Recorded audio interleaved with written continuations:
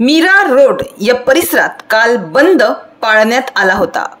मराठी विरुद्ध हिंदीवरून महाराष्ट्रात सुरू असलेल्या भाषेच्या वादाला आता राजकीय वेग आला आहे। या मुद्द्यावर महाराष्ट्र नवनिर्माण सेना म्हणजेच मनसे आणि भारतीय जनता पक्ष म्हणजेच भाजप आमने सामने आले आहेत।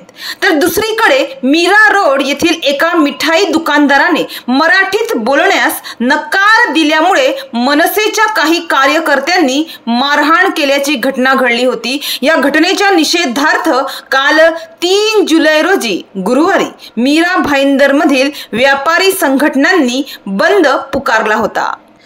तर माहितीनुसार पोलिसांनी या प्रकरणी गुन्हा दाखल करत 7 जणांवर कारवाई केली आहे।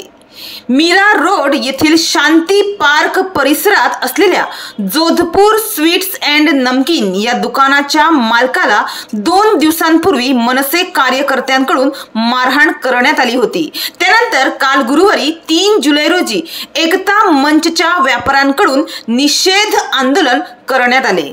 व्यापाऱ्यांनी दुकाने बंद ठेवत मारहाण झालेल्या ठिकाणी एकत्र येऊन या घटनेचा निषेध केला। व्यापारी व्यावसायिक यांनी दुकाने बंद ठेवत मारहाण झालेल्या ठिकाणी एकत्र येऊन या घटनेचा निषेध केला आणि दोषींवर कठोर कारवाईची मागणी केली। मुंबईतील मारवाडी संघटनांनीही या बंदला पाठिंबा दिला होता। व्यापाऱ्यांचं म्हणणं आहे की जर आज या निंदनीय घटनेवर कठोर कारवाई केली नाही तर भविष्यात कोणत्याही व्यावसायिकावर असे होऊ शकते। मीरा भाईंदर येथील जोधपूर स्वीट्स अँड नमकीन नावाचे दुकान आहे। या दुकानाच्या मालकावर मराठी भाषेवरून हल्ला करण्यात आला होता। या हल्ल्याच्या निषेधार्थ संपूर्ण मारवाडी समाज आणि व्यावसायिक संघटनांनी 3 जुलै रोजी बंदची हाक दिली। हा बंद सकाळी 11 ते सायंकाळी 5 वाजेपर्यंत होता। 3 जुलैला मीरा रोडवरील दुकाने बंद ठेवण्यात आली होती। याच दरम्यान व्यापारी रस्त्यावर उतरून काहींनी रस्त्यावर या कृत्याविरुद्ध घोषणाबाजी केली। कडक कारवाई न केल्यास ते त्यांचे आंदोलन आणखी तीव्र करतील असे व्यापाऱ्यांनी सांगितले। मीरा भाईंदर शहरात मराठी, हिंदी, गुजराती व अन्य भाषिक समाज एकत्र राहत असल्याने भाषिक सहिष्णुतेचे महत्त्व अधिक आहे। या घटनेमुळे भाषिक सलोख्यावर प्रश्नचिन्ह निर्माण झाला आहे।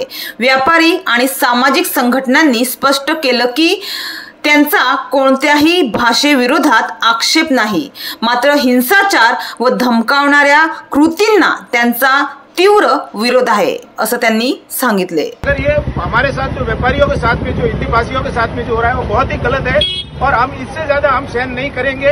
रोड पे उतरना पड़े, हमारा बिजनेस बंद करना पड़े, धरना देना पड़े, हम रोड जाम करेंगे, रेलवे पटरी जाम करेंगे, अगर कुछ भी करना पड़े हम हमारी रक्षा के लिए करेंगे। अगर हमारे भाई के ऊपर किसी के ऊपर अगर ऐसी आस आती है तो हम जो करना है वो करने के लिए तैयार हैं और सारे हम एकत्रित होंगे। जो महाराष्ट्र के व्यापारी है, बॉम्बे के व्यापारी है, हमको सब साथ देने के लिए तैयार है। हमारे हिंदी भाषी जो भी है यहाँ पर, उत्तर भारतीय हो, राजस्थान हो, गुजरात हो, हमारे साथ में है और ऐसा काम के लिए हम जो भी करना है उनके लिए हम तैयार है।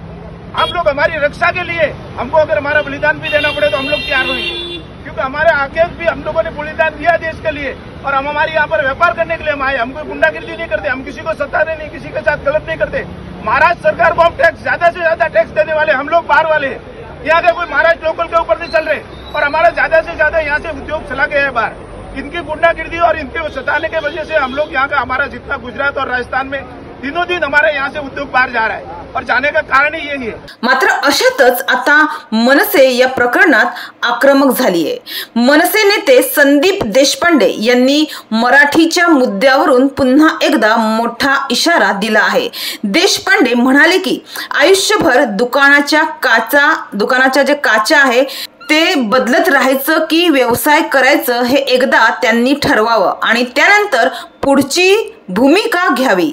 महाराष्ट्रात मराठी भाषेचा अपमान करण्याचा कोणी प्रयत्न केला तर तिथल्या तिथे कानाखाली बसेल असा इशारा मनसे नेते संदीप देशपांडे यांनी माध्यमांशी बोलताना दिला आहे. तर ह्या सगळ्या मुद्द्यावरून एकच बोलावं असं वाटतं की मराठी शिकणे आवश्यकच आहे, कारण त्यामुळे लोकांना फायदा होईल. परंतु हल्ला करणे, मारहाण करणे, गुंडागिरी करणे हे कितपत योग्य आहे असा प्रश्न मात्र या ठिकाणी उपस्थित होत आहे. मीरा रोड येथे मराठी न बोलल्याच्या कारणावरून मिठाई दुकानदार बाबूलाल खिमजी चौधरी वय वर्ष 48 यांना मनसे कार्यकर्त्यांनी मारहाण केली. या घटनेचा व्हिडिओ सोशल मीडियावर मोठ्या प्रमाणात व्हायरल झाला आहे. दरम्यान पोलिसांनी 7 संशयित मनसे कार्यकर्त्यांवर गुन्हा दाखल केला असून या प्रकरणी तपास सुरू आहे.